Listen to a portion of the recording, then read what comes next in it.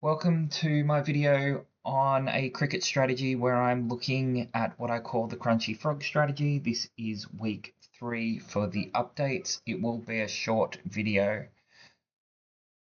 Basically, we are following an account called Crunchy Frog on Twitter, or X as it's now known. He follows whether you backed or laid different teams, home teams, away teams, the draw in cricket, and basically has put up the stats for the last few years. So here are the stats. You can pause it. I will put an updated number in here on the next video, as I believe he is updating it fairly regularly. But we can see here that if you'd laid the draw, you would have been going pretty good, basically in profit every year. And had you backed the underdog, you would also be going fairly good. And even backing the fave, you wouldn't be doing too bad. So rather than doing the boring thing of laying the draw, we are having a bit more fun and backing the underdog and backing the favourite. When I say the underdog, I mean both teams. We're basically taking one team or the other. He has done this for the different teams here, and you can see the teams that don't win very often are those where you make the most profit. So you can expect the strike rate to be fairly low, but when you do get a big win, it jumps the profit up. This is based on basically £100 level stakes. Okay, so what games concluded this week was just the one, because these are 5-day games, so you only get 1 or 2 games a week. We had Zimbabwe versus South Africa on the 28th of June. The odds there were $7.20 and $1.30. South Africa ended up winning that as the favourite, meaning that we lost. We had $150 on both of those teams, meaning we lost roughly $105 from memory. So we've had an outlay now of $900. The wins here basically, we've won one game where both teams were above $2 in the odds, and we've lost the other 4 games that have been played. So our current profit loss now, backing the two sides at a level stake, is minus $254.70. Now, had we just laid the draw, which would be proportionally staking on the two teams to win, we would be in profit by 3 cents right now. And that is after having 2 draws happen essentially from when we started. So not bad at all.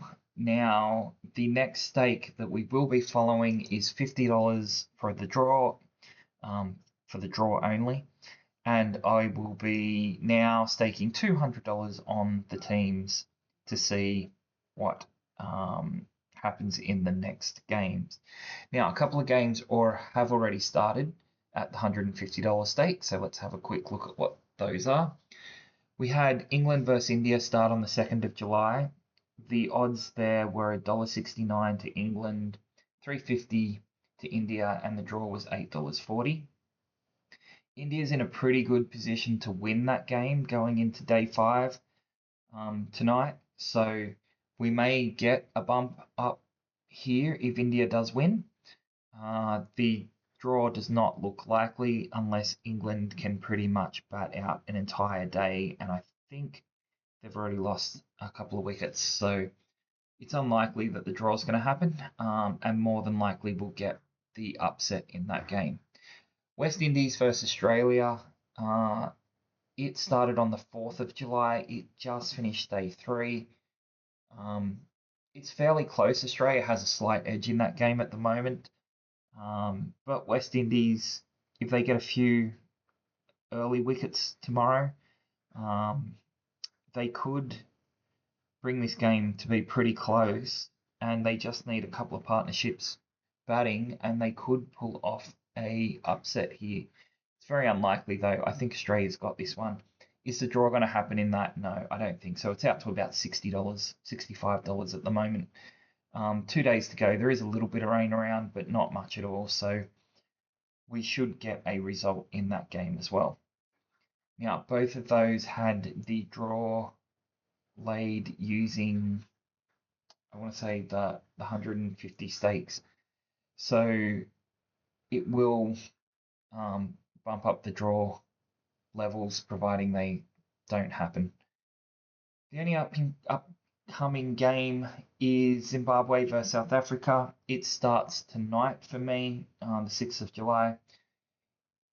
The odds there are $7.40 for Zimbabwe, $1.24 for South Africa, and the draw is out at $18. The stake on that one, as I said, will be $200 on the teams. For the draw, it will be $50. And that is pretty much it. And this is week 3, not week 1 started. That didn't update the title there. That is it for the update this week. Hopefully we can get the upsets in both those games, but a win by India would look pretty good on our figures and should bump us up to be above break even, if not a bit higher. So let's see how we go, and good luck if you are following on. It's an interesting strategy that I'll be following for the next year or so and putting up videos just to show how it's performing. Okay, thanks everyone, and good luck if you're having a bet.